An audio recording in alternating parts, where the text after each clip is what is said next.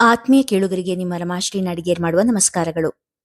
ನೀವೀಗ ಸೀತೆಯೋ ಶಾಕುಂತಲೆಯೋ ಧಾರಾವಾಹಿಯ 24ನೇ ಅಧ್ಯಾಯವನ್ನ ಕೇಳ್ತಾ ಇದ್ದೀರಾ. ಕಥೆ ಪ್ರಾರಂಭ ಮಾಡೋದಕ್ಕೂ ಮೊದಲು ಯಾರ್ಯಾರು ಇನ್ನೂ ನಮ್ಮ ಚಾನೆಲ್ನ ಸಬ್ಸ್ಕ್ರೈಬ್ ಮಾಡ್ಕೊಂಡಿಲ್ಲ ಅವರೆಲ್ಲ ದಯವಿಟ್ಟು ಚಾನೆಲ್ನ ಸಬ್ಸ್ಕ್ರೈಬ್ ಮಾಡ್ಕೊಳ್ಳಿ, ಕಥೆಯನ್ನ ಲೈಕ್ ಮಾಡಿ, ಶೇರ್ ಮಾಡಿ, ಪ್ರೋತ್ಸಾಹಿಸಿ. ಈಗ ಕಥೆಯ ಮುಂದಿನ ಭಾಗಕ್ಕೆ ಹೋಗೋಣ. ಸಾನು, ನಿನ್ ವಿದ್ಯಾಭ್ಯಾಸದ ಪೂರ್ತಿ ಖರ್ಚನ್ನ ನನ್ನ ಕೈಲಿ ನಿಭಾಯಿಸೋಕ್ಕಾಗಲ್ಲ. ನಂಗೆ ಬರ್ತಾ ಇರೋ ಸಂಬಳದಲ್ಲಿ ಮನೆ ನಡೆಸಿ ಸಂಕೇತನ ಓದಿಸೋದೇ ಕಷ್ಟ ಆಗ್ತಿದೆ, ನಿಟ್ಟಿಸಿರು ಬಿಟ್ಟು ಹೇಳಿದ ಸಂಜಯ್. ಬೇರೆ ಬೇರೆ ಮೂಲಗಳಿಂದ ಸಾನುವಿನ ಓದಿಗೆ ಎಷ್ಟು ಖರ್ಚಾಗಬಹುದು, ತನ್ನ ಕೈಲಿ ಎಷ್ಟು ಹೊಂದಿಸಲು ಸಾಧ್ಯ ಎಂಬುದೆಲ್ಲ ಮಾಹಿತಿ ಕಲೆ ಹಾಕಿ ಆಮೇಲೆ ಈ ಮಾತು ಹೇಳಿದ್ದ ಸಂಜಯ್. ಅಪ್ಪ ಇದ್ದಿದ್ರೆ ಹೀಗಾಗ್ತಾ ಇರ್ಲಿಲ್ಲ. ತನ್ನ ಮೊದಲಿನ ರಾಗ ತೆಗೆದಾಗ ವಿಜಯಮ್ಮ, ನಿನ್ನಪ್ಪ ಏನು ಕುಬೇರ ಆಗಿರ್ಲಿಲ್ಲ. ಇಷ್ಟು ಮಂದಿ ತುತ್ತಿನ ಚೀಲ ತುಂಬೋದು ಸುಮ್ಮನೆ ಅಲ್ಲ. ಸುಮ್ಮನೆ ಡಿಗ್ರಿ ಮಾಡ್ಕೊ ಸಾಕು ಎಂದಾಗ ಸಾನಿಧ್ಯ ಅಳುತ್ತಾ ರೂಮಿನ ಬಾಗಲನ್ನು ಹಾಕಿಕೊಂಡಳು. ಏ ಸಾನು, ಬಾಗಲ್ ತೆಗಿ, ಜೋರು ಮಾಡಿದರು ವಿಜಯಮ್ಮ. ನಾನ್ ತೆಗಿಯಲ್ಲ. ನಾನ್ ಬದುಕಿದ್ರೆ ನನಗೆ ಓದಿಸಿ ಮದುವೆ ಮಾಡೋಸೋಕೆ ಮತ್ತೆ ಹಣ ಖರ್ಚಾಗುತ್ತೆ. ಅದ್ರ ಬದಲು ಈಗಲೇ ಒಂದಿಷ್ಟು ಅಂತ್ಯ ಸಂಸ್ಕಾರಕ್ಕೆ ಅಂತ ಖರ್ಚು ಮಾಡ್ಬಿಡಿ ಸಾಕು. ಅಳುತ್ತಾ ಚೀರಿ ಹೇಳಿದವಳ ಮಾತು ಕೇಳಿ ಕುಸಿದು ಹೋದರು ತಾಯಿ ಮಗ. ಅಯ್ಯೋ ಸಾನು, ಏನು ಅನಾಹುತ ಮಾಡ್ಕೊಳ್ಬೇಡ್ವೆ. ಈ ಮನೇನಾದ್ರೂ ನಿನ್ನೆ ಓದಿಸ್ತೀನಿ, ಬಾಗಲ್ ತೆಗಿಯೇ, ಅಳುತ್ತಾ ಹೇಳಿದರು ವಿಜಯಮ್ಮ. ಸಾನು, ದುಡುಕ್ಬೇಡಮ್ಮ, ನೀನ್ ಓದುವೆಂತೆ, ನಾನು ಓದಿಸ್ತೀನಿ, ಬಾಗಲ್ ತೆಗಿ. ಸಂಜಯ್ ಕೂಡ ಬಾಗಿಲು ಬಡಿಯುತ್ತಾ ಹೇಳಿದ. ತಂಗಿಯ ನಿರ್ಧಾರ ಅವನಿಗೆ ಸಂಕಟವನ್ನೇ ತಂದಿತ್ತು. ಅಪ್ಪನ ಮೇಲೆ ಆಣೆ ಮಾಡಿ ಹೇಳು, ಓದಿಸ್ತೀನಿ ಅಂತ. ಸಾನು ಹಠ ಹಿಡಿದಾಗ ಆಣೆ ಮಾಡಿದ ಸಂಜಯ್. ನಿಧಾನವಾಗಿ ಬಾಗಿಲು ತೆರೆದವಳನ್ನ ಅಪ್ಪಿಕೊಂಡು ಅತ್ತರು ವಿಜಯಮ್ಮ. ಇನ್ನೊಂದ್ಸರಿ ಹೀಗೆಲ್ಲ ಮಾಡ್ಬೇಡ ಸಾನು ಎಂದು ಹೇಳಿ ತಂಗಿಯ ತಲೆನೇವರಿಸಿದ ಸಂಜಯ್. ತನ್ನ ಬಯಕೆ ಪೂರೈಕೆಯಾಗುವ ಖುಷಿಯಲ್ಲಿ ನಕ್ಕಳು ಸಾನು. ತಂಗಿಯ ಮುಖದ ಮೇಲಿನ ನಗು ನೋಡಿ ತೃಪ್ತಿ ಹೊಂದಿದ ಸಂಜಯ್. ಎಷ್ಟೋ ಹೊತ್ತಿನಿಂದ ಒಟ್ಟಿಗೆ ಕುಳಿತಿದ್ದರೂ ಇಬ್ಬರು ಒಂದು ಕೂಡ ಮಾತನಾಡಿರಲಿಲ್ಲ. ಇಬ್ಬರ ಮನದಲ್ಲೂ ಚಿಂತೆಯ ಸಂತೆ ನೆರೆದಿತ್ತು. ಸ್ವಲ್ಪ ಹೊತ್ತು ಕಳೆದ ಮೇಲೆ ಸಣ್ಣ ನಿಟ್ಟಿಸಿರು ಬಿಟ್ಟ ಸಂಜಯ್ ಸ್ವಾತಿಯನ್ನು ದಿಟ್ಟಿಸಿ ನೋಡಿದ. ಕಣ್ಣೆಲ್ಲ ಕೆಂಪಾಗಿ ಬಾತಿದ್ದುಕೊಂಡು, ಏನಾಯ್ತು ಸ್ವಾತಿ, ಯಾಕೋ ತುಂಬಾ ಡಲ್ಲಾಗಿ ಕಾಣಿಸ್ತಾ ಇದೀಯಾ, ಕಳಕಳಿಯಿಂದ ವಿಚಾರಿಸಿದ. ನಾನು ಫೇಲ್ ಆಗ್ಬಿಟ್ಟಿದ್ದೀನಿ ಸಂಜು. ಈ ವರ್ಷದ ಎಕ್ಸಾಮಲ್ಲಿ 2 ಸಬ್ಜೆಕ್ಟ್ ಹೋಗಿದೆ ಎಂದು ಹೇಳುತ್ತಾ ಅತ್ತಳು. ಅಯ್ಯೋ, ಅಷ್ಟೇ ತಾನೇ, ಅದಕ್ಕೆ ಯಾಕೆ ಅಳ್ತೀಯ ಬಿಡು. 2 ತಿಂಗಳಲ್ಲಿ ಮತ್ತೆ ಸಪ್ಲಿಮೆಂಟ್ರಿ ಎಕ್ಸಾಮ್ ಬರೆದು ಪಾಸ್ ಮಾಡ್ಕೊಂಡ್ರೆ ಆಯ್ತು. ಆದ್ರೆ ನಂದು 2 ಸಬ್ಜೆಕ್ಟ್ ಹೋಗಿರೋದು ಗೊತ್ತಾದ್ರೆ ಓದ್ ಬಿಡಿಸಿ ಮದ್ವೆ ಮಾಡ್ಬಿಡ್ತಾರನೋ ಅಂತ ಭಯ ನಂಗೆ. ಅಳುವಿಗೆ ಅಸಲಿ ಕಾರಣ ಹೊರಗೆ ಬಂದಿತು. ಅಯ್ಯೋ ದೇವ್ರೆ, ಹಂಗೆಲ್ಲ ಏನಾಗಲ್ಲ, ಸುಮ್ನಿರು. ನೀನೇ ಏನೇನೋ ಯೋಚನೆ ಮಾಡ್ತಾ ಕೂರ್ಬೇಡ. ಹೇಗಿದ್ರು ನೀನು ಮುಂದಿನ ಸೆಮ್ಮಿಗೆ ಹೋಗ್ಬೋದು ತಾನೇ. ಮನೇಲಿ ರಿಸಲ್ಟ್ ಹೇಳಲೇಬೇಡ, ನಿನ್ ಪಾಡಿಗೆ ನೀನ್ ಕಾಲೇಜಿಗೆ ಹೋಗ್ತಾ ಇರು. ತನಗೆ ತೋಚಿದ ಸುಲಭ ಪರಿಹಾರ ಹೇಳಿದ. ನಾನು ಹಂಗೆ ಅನ್ಕೊಂಡಿದ್ದೀನಿ, ಆದ್ರೆ ಸಂತುಗೇನಾದ್ರೂ ವಿಷಯ ಗೊತ್ತಾಗಿ ಅವನ್ ಹೇಳಿದ್ರೆ ಅಂತ ಭಯ ಅಷ್ಟೆ ಎಂದು ಹೇಳುತ್ತಾ ಅವನ ತೋಳಿಗೆ ಒರಗಿದಳು. ಸ್ವಲ್ಪ ಹೊತ್ತು ಇಬ್ಬರ ಮಧ್ಯೆ ಮೌನ ಹರಡಿತ್ತು. ಮತ್ತೆ ನಿಮ್ಮ ಅಣ್ಣ ಏನಾದ್ರೂ ಮನೆ ಕಡೆ ಬಂದಿದ್ನಾ? ಸಂಜು ಕೇಳಿದಾಗ, ಮನೆ ಕಡೆ ಬಂದಿಲ್ಲ, ಆದ್ರೆ ಕಾಲೇಜ್ ಹತ್ರ ಬಂದಿದ್ದ. ಅತ್ತಿಗೆನೂ ಬಂದಿದ್ರು. ಅತ್ತಿಗೆಗೆ ಸ್ವಲ್ಪ ಜಂಬ ಜಾಸ್ತಿ ಅನ್ಸುತ್ತೆ. ಅವರೇನು ಹೆಚ್ಚಿಗೆ ಮಾತಾಡ್ಲಿಲ್ಲ. ಅಣ್ಣ ಮಾತ್ರ ಅಮ್ಮನ್ ಚೆನ್ನಾಗಿ ನೋಡ್ಕೊಂತ ಹೇಳಿ 2,000 ದುಡ್ಡು ಕೊಟ್ಟು ಹೋದ. ಅಮ್ಮ ಅಣ್ಣ ದುಡ್ಡು ಕೊಟ್ಟಿರೋದನ್ನ ಮಾವಂಗ್ ಹೇಳ್ಬೇಡ ಅಂದ್ಲು ಎಂದಳು. ನಿಮ್ಮಮ್ಮಂಗೆ ಅಣ್ಣನ ಮೇಲೆ ಕೋಪ ಕಡಿಮೆ ಆಗಿದೆಯಾ ಕೇಳಿದ ಸಂಜು. ಅಮ್ಮಂಗೆ ಅಣ್ಣನ ಮೇಲೆ ಕೋಪನೇ ಬಂದಿರ್ಲಿಲ್ಲ ಅನ್ಸುತ್ತೆ. ಸಡನ್ ಆಗಿ ಮದ್ವೆ ಆಗಿ ಬಂದಿದ್ದಕ್ಕೆ ಬೇಜಾರಾಗಿದ್ರು ಅಷ್ಟೇ.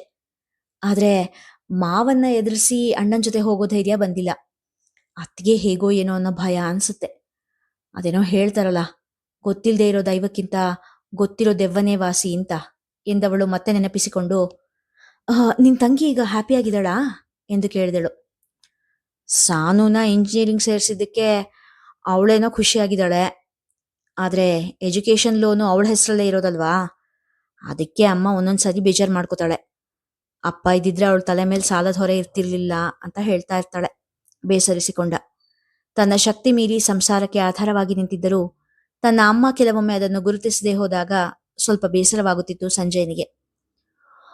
ಹೋಗ್ಲಿ ಬಿಡಿ ಸಂಜು, ನೀನು ಕೂಡ ಇನ್ನು ಚಿಕ್ಕೋನು. ಒಂದ್ ಸಂಸಾರದ ಭಾರ ಹೊರೋಷ್ಟು ವಯಸ್ಸು ದುಡಿಮೆ ಎರಡೂ ಇನ್ನೂ ನಿನಗಿಲ್ಲ. ನಿನ್ ತಮ್ಮ ತಂಗಿ ಇದನ್ನ ಅರ್ಥ ಮಾಡ್ಕೊಂಡ್ರೆ ಸಾಕು ಎಂದ ತನ್ನ ಹುಡುಗಿಯ ಭುಜ ಬೆಳೆಸಿದ. ನಾನು ಹೇಳೋದನ್ನ ಅರ್ಥ ಮಾಡ್ಕೋ ದೇವಿಕಾ. ಇವತ್ತು ದೀಪ ಮದ್ವೆ ಮಾಡ್ಕೊಂಡ್ ಬಂದ ಹಾಗೆ ನಾಳೆ ಸ್ವಾತಿನೂ ಮಾಡ್ಕೊಂಡ್ ಬಂದ್ ನಿಂತ್ರೆ ಏನ್ ಮಾಡ್ತೀಯಾ? ರೇಣುಕಾ ದೇವಿಕಾರ ಮುಂದೆ ಕೂತು ಪ್ರಶ್ನೆ ಮಾಡುತ್ತಿದ್ದರು. ಇಲ್ಲ ಅತ್ಗೆ, ನಮ್ ಸ್ವಾತಿ ಅಂತೋಳಲ್ಲ, ದೇವಿಕಾ ಹೆದರುತ್ತಲೇ ಹೇಳುತ್ತಿದ್ದರು. ಮತ್ತೆ ಸುದೀಪ ಅಂತೋನು ಅಂತ ಅನ್ಕೊಂಡಿದ್ಯಾ? ನೋಡು ಹೆಂಗೆ ಗುಮ್ಮನ್ ಗುಸ್ಕನ್ ಹಾಗಿದ್ದು ಸೀದಾ ಹಾರ ಹಾಕೊಂಡೇ ಬಂದ್ಬಿಟ. ಸ್ವಾತಿನೂ ಹಾಗೆ ಮಾಡಿದ್ರೆ ಏನ್ ಮಾಡ್ತೀಯಾ? ಇಲ್ಲ ಅತ್ಗೆ, ಸ್ವಾತಿ ಹಾಗೆ ಮಾಡಲ್ಲ. ಅವಳಿಗೆ ನನ್ನ ಕಷ್ಟ ಸುಖ ಎಲ್ಲ ಗೊತ್ತಿದೆ. ಅವಳು ಹಾಗೆಲ್ಲ ಮಾಡಲ್ಲ. ಸುರಿಯುತ್ತಿದ್ದ ಕಣ್ಣೀರು ಒರೆಸಿಕೊಂಡು ಅತ್ತಿಗೆ ಎದುರಿಗೆ ಹೇಳುತ್ತಾ ಇದ್ದರು. ಮನದಲ್ಲಿ ಆ ಭಯ ಅವರನ್ನು ಕೂಡ ಕಾಡುತ್ತಿತ್ತು. ನಾನಿನ್ನೂ ಒಂದು ಮಾತು ಹೇಳ್ತೀನಿ ದೇವಿಕಾ. ನಿಂಗೆ ಕೇಳೋ ಕಷ್ಟ ಆಗ್ಬೋದು, ಆದ್ರೂ ಸಾಧ್ಯತೆ ಹೀಗಿದೆ ಅನ್ನೋದನ್ನ ಹೇಳ್ತಾ ಇದ್ದೀನಿ ಅಷ್ಟೆ. ನಾಳೆ ಸ್ವಾತಿ ಮದ್ವೆ ಆಗೋಕ್ಕೂ ಮುಂಚೆ ದಾರಿ ತಪ್ಪಿಬಿಟ್ರೆ ಏನ್ ಮಾಡೋದು ಎಂದರು.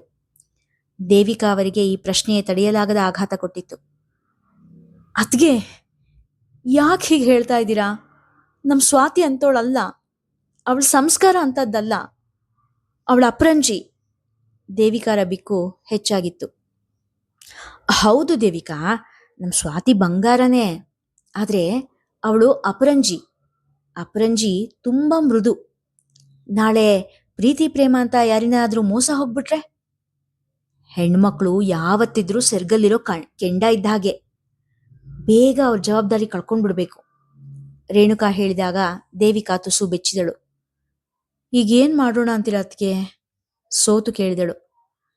ನಿಮ್ಮ ಅಣ್ಣಂಗೆ ಹೇಳಿ ಯಾವ್ದಾದ್ರೂ ಒಳ್ಳೆ ಹುಡುಗನ್ ಹುಡ್ಕೋಕ್ ಹೇಳು. ಆದಷ್ಟು ಬೇಗ ಸ್ವಾತಿ ಮದ್ವೆ ಮಾಡ್ಬಿಡೋಣ. ಅವಳು ಓದು ಇನ್ 1 ವರ್ಷ ಮಾತ್ರ ಇರೋದಲ್ವಾ ಅತ್ಗೆ? ಎನ್ನುತ್ತಿದ್ದವಳ ಮಾತು ತಡೆದ ರೇಣುಕಾ ಸ್ವಲ್ಪ ಸಿಟ್ಟಿನಿಂದಲೇ, ನಿಂಗೆ ನಾನು ಹೇಳ್ತಾ ಇರೋದು ಅರ್ಥ ಆಗ್ತಿಲ್ಲ ಅನ್ಸುತ್ತೆ. ನಿನ್ನ ಮಗಳಿಗೆ ಗಂಡು ಹುಡ್ಕೋದು ಅಷ್ಟೇನ್ ಸುಲಭ ಇಲ್ಲ, ತಿಳ್ಕೊ. ಮೊದ್ಲೇ ಅಪ್ಪ ಜೊತೆಲಿಲ್ಲ ಅನ್ನೋ ಹಣೆ ಪಟ್ಟಿ ಇತ್ತು. ಈಗ ಅಣ್ಣ ಅನ್ನಿಸ್ಕೊಂಡೋನು ತನ್ಗಿಂತ ದೊಡ್ಡೋಳನ್ನ, ಬೇರೆ ಜಾತಿಯವಳನ್ನ ಕಟ್ಕೊಂಡು ಓಡ್ ಹೋಗಿದ್ದಾನೆ ಅನ್ನೋ ಗುಲ್ಲು ಬೇರೆ ಸೇರ್ಕೊಂಡಿದೆ. ಜೊತೆಗೆ ನಿನ್ನ ಮಗಳೇನ್ ಮಹಾರೂಪವತಿ ಅಲ್ಲ, ಏನೋ ಕಣ್ಣು ಮೂಗು ನೇರವಾಗಿದೆ. ಚಿಕ್ಕ ವಯಸ್ಸಲ್ಲೇ ಮದ್ವೆ ಮಾಡ್ಬಿಟ್ರೆ ಮುಗಿದು ಬಿಡುತ್ತೆ. ಸ್ವಲ್ಪ ಹೆಚ್ಚಿಗೆ ವಯಸ್ಸಾದ್ರೆ ಮುಖದ ಮೇಲೆ ಈಗಿರೋ ಆಕರ್ಷಣೆ ಕೂಡ ಇರಲ್ಲ. ನೋಡು, ನಾನು ಹೇಳೋಷ್ಟು ಹೇಳಿದೀನಿ, ಇನ್ನು ಮುಂದಿನ ನಿನಗೆ ಬಿಟ್ಟಿದ್ದು ಎಂದು ಹೇಳಿ ಎದ್ದು ಹೋದಳು. ದೇವಿಕಾ ಚಿಂತೆಯಿಂದ ತಲೆ ಮೇಲೆ ಕೈ ಹೊತ್ತು ಕುಳಿತರು. ಅಣ್ಣ, ನಮ್ ಸ್ವಾತಿಗೆ ಅದ್ಯಾವುದೋ ಗಂಡು ನೋಡಿದೀನಿ ಇಂದ್ಯಲ್ಲ, ಅದೇನಾಯ್ತು? ಮಧ್ಯಾಹ್ನ ಊಟ ಮಾಡುತ್ತಿದ್ದ ಅವಿನಾಶ್ನನ್ನು ಕೇಳಿದಳು ದೇವಿಕಾ. ಆ ಹುಡುಗಂಗೆ ಆವಾಗ್ಲೇ ಮದ್ವೆ ಆಗೋಯ್ತಮ್ಮ. ಅವತ್ತು ಸ್ವಾತಿ ನಂಗೆ ಈ ಮದ್ವೆ ಇಷ್ಟ ಇಲ್ಲ, ಮುಂದೆ ಓದ್ತೀನಿ ಇಲ್ಲಲ್ಲ, ಅದನ್ನೇ ಅವ್ರಿಗೆ ಹೇಳಿದೆ. ಅವರು ಬೇರೆ ಹುಡುಗಿನ ನೋಡಿ ಮದ್ವೆ ಮಾಡಿದ್ರು. ಸುಳ್ಳಿನ ಕತೆ ಕಟ್ಟಿದ. ಅಯ್ಯೋ ಹೌದಾ? ಬೇಸರದಿಂದ ನಿಟ್ಟುಸಿರು ಬಿಟ್ಟಳು. ಹೌದ್ ದೇವಿ, ನಂಗಂತೂ ಆ ಸಂಬಂಧ ಬಿಡೋದಕ್ಕೆ ಸ್ವಲ್ಪ ಕೂಡ ಇಷ್ಟ ಇರಲಿಲ್ಲ. ಹುಡುಗ ನಮ್ ಸ್ವಾತಿನ ಬಹಳನೇ ಮೆಚ್ಕೊಂಡಿದ್ದ. ತೋಟ ತುಡುಗು ಇದ್ದಿದ್ದ ಜನ, ಭಾರಿ ಕುಳ. ಅವ್ರ ಮನೆಗೆ ಹೋಗಿದ್ರೆ ನಮ್ ಸ್ವಾತಿ ರಾಣಿ, ಮಹಾರಾಣಿ ಹಂಗ್ ಮೆರಿತಾ ಇದ್ಲು. ನೀನು ಆ ಸುದೀಪನ್ ಮಾತು ನಂಬ್ಕೊಂಡು ಬಂಗಾರದಂತ ಸಂಬಂಧ ಅಂದ್ ಬಿಟ್ಬಿಟ್ಟೆ. ಲೊಚಗುಟ್ಟಿದ. ಹೌದಣ್ಣ, ತಪ್ಪು ಮಾಡ್ಬಿಟ್ಟೆ. ಅದಕ್ಕೆ ಸ್ವಾತಿಗೆ ಮದ್ವೆ ಮಾಡ್ಬಿಡೋಣ ಅಂತ ಯೋಚನೆ ಮಾಡ್ತಾ ಇದ್ದೀನಿ. ಬೇರೆ ಯಾವ್ದಾದ್ರೂ ವರನ್ ನೋಡ್ಬಿಡೋಣ.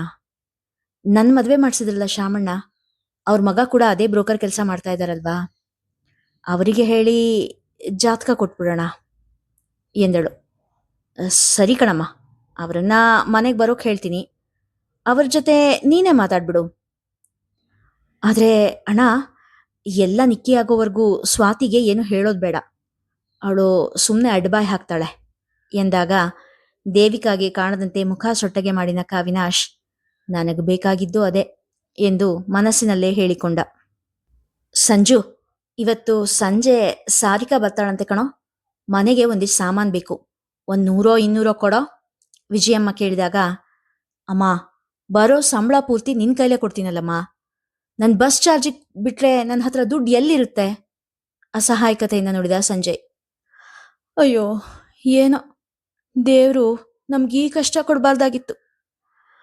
ಮಾರಾಯರು, ಅವರಿರೋವರೆಗೂ ನಂಗೆ ಒಂದಿನ ಕೂಡ ಕಷ್ಟ ಅನ್ನೋದು ಗೊತ್ತಾಗ್ಲಿಲ್ಲ. ಈಗ ಮದುವೆ ಆಗಿ ಹೋಗಿರೋ ಮಗಳು ಬರ್ತಾಳೆ, ಒಂದಿಷ್ಟು ರುಚಿಯಾಗಿ ಏನಾದ್ರೂ ಮಾಡಿ ಹಾಕೋಣ ಅಂದ್ರೂ ಆಗ್ತಾ ಇಲ್ಲ ಎಂದು ಕಣ್ಣೀರು ತೊಳೆದುಕೊಂಡು ಹೋದರು. ಗೋಡೆಯ ಮೇಲೆ ಇದ್ದ ತಂದೆಯ ಫೋಟೋ ನೋಡಿ ನಿಟ್ಟುಸಿರು ಬಿಟ್ಟು ಆಫೀಸಿಗೆ ಹೋದ ಸಂಜಯ್. ಸಂಜೆ ಅವನು ಬರುವಾಗ ಮನೆಯ ತುಂಬಾ ಬಂಧುಗಳ ಕಲರವ, ಜೊತೆಗೆ ಅಡುಗೆ ಮನೆಯಿಂದ ಘಮ್ಮೆನ್ನುವ ಪರಿಮಳ. ಸಂಜು, ಈಗ ಆಫೀಸಿಂದ ಬಂದ್ಯಪ್ಪ? ಸಾರಿಕಾಳ ಅತ್ತೆ ಕೇಳಿದಾಗ ಹೌದೆಂದು ತಲೆ ಆಡಿಸಿ ಕೈಕಾಲು ತೊಳೆಯಲು ಹೋದ. ಸಂಜು, ತಗೋ ಕಾಫಿ. ರೂಮಿಗೆ ಲೋಟ ಹಿಡಿದು ಬಂದರು ವಿಜಯಮ್ಮ. ಅದರ ಜೊತೆ ಬಿಸಿಯಾದ ಉಪ್ಪಿಟ್ಟು, ಕೇಸರಿಬಾತ್ ಕೂಡ ಇತ್ತು. ಇದೇನಮ್ಮ, ನೀನು ಅಕ್ಕ ಬರ್ತಾಳೆ ಅಂತ ತಾನೇ ಹೇಳಿದ್ದು? ಇವರೆಲ್ಲ ಬಂದಿದ್ದಾರೆ ಎಂದ ಸಂಜಯ. ಹೌದು ಕಣ, ಈ ಊರಲ್ಲಿ ಯಾವುದೋ ಮದ್ವೆಗೆ ಹೋಗ್ಬೇಕಂತೆ, ಅದಕ್ಕೆ ಎಲ್ಲರೂ ಬಂದಿದ್ದಾರೆ. ರಾತ್ರಿ ಅಲ್ಲಿ ರಿಸೆಪ್ಷನ್ ಮುಗಿಸ್ಕೊಂಡು ಹಂಗೆ ಊರಿಗೆ ವಾಪಸ್ ಹೋಗ್ಬಿಡ್ತಾರಂತೆ. ಸರಿ, ಬೆಳಗ್ಗೆ ದುಡ್ಡು ಬೇಕು ಅಂದಿದ್ಯಲ್ಲ, ನನ್ನ ಫ್ರೆಂಡ್ ಹತ್ರ ಇಸ್ಕೊಂಬಂದಿದ್ದಾನೆ ಎನ್ನುತ್ತಾ 500 ರೂಪಾಯಿ ಕೊಟ್ಟ. ಅಬ್ಬಾ, ಒಳ್ಳೇದಾಯ್ತು. ಸದ್ಯ ಸಾರಿಕಾನ ಬರಿಗೈಲಿ ಕಳ್ಸೋದು ಹೆಂಗಪ್ಪ ಅಂತ ಅನ್ಕೊಳ್ತಿದ್ದೆ. ಒಳ್ಳೇದಾಯ್ತು ಎಂದವರು ಮತ್ತೆ ವಾಪಸ್ ಬಂದು, ಶೆಟ್ರಂಗಡಿಲಿ ಒಂದಿಷ್ಟು ಸಾಮಾನು, ತುಪ್ಪ, ತೆಂಗಿನಕಾಯಿ ಎಲ್ಲ ಉದ್ರಿ ಹೇಳಿ ತಂದಿದ್ದೀನಿ. ಒಟ್ಟು 400 ರೂಪಾಯಿ ಆಗಿದೆ. ಆಮೇಲೆ ಶೆಟ್ಟಂಗೆ ತಲುಪಿಸ್ಬಿಡಪ್ಪ ಎಂದು ಹೇಳಿದರು. ಇನ್ನೂ ಸಣ್ಣ ಸಂಬಳದಲ್ಲೇ ಇದ್ದ ಸಂಜಯನ ಜೋಬಿಗೆ ಈ 500 ರೂಪಾಯಿ, ಶೆಟ್ಟರ ಅಂಗಡಿ ಸಾಲ 400 ರೂಪಾಯಿ ಎರಡೂ ಭಾರವಾಗಿಯೇ ಕಾಣಿಸುತ್ತಿತ್ತು. ಮೊದಲೇ ಇದ್ದ ಸಾಲದ ಜೊತೆಗೆ ಇನ್ನೊಂದಿಷ್ಟು ಸಾಲ, ಹೊರಗಡೆ ಬಂಧುಗಳ ಕಿಚಪಿಚ ಮಾತು ಎರಡೂ ಸೇರಿ ಸಂಜಯನ ತಲೆನೋವನ್ನು ಹೆಚ್ಚು ಮಾಡಿತ್ತು. ತಲೆನೋವಿನ ಮಾತ್ರೆ ತೆಗೆದುಕೊಂಡು ನಿದ್ರೆಗೆ ಜಾರಿದ ಸಂಜಯ್. ಇಲ್ಲಿಗೆ ಇಂದಿನ ಸಂಚಿಕೆ ಮುಗಿಯಿತು. ಮುಂದಿನ ಕತೆ ಮುಂದಿನ ಸಂಚಿಕೆಯಲ್ಲಿ. ಕತೆ ಇಷ್ಟವಾಗಿದ್ರೆ ಕಥೆಯನ್ನ ಲೈಕ್ ಮಾಡಿ, ಶೇರ್ ಮಾಡಿ, ಹಾಗೆ ಕಾಮೆಂಟ್ ಸೆಕ್ಷನ್ ಅಲ್ಲಿ ನಿಮ್ಮ ಅಭಿಪ್ರಾಯ ತಿಳಿಸಿ ಪ್ರೋತ್ಸಾಹಿಸಿ. ಧನ್ಯವಾದಗಳು.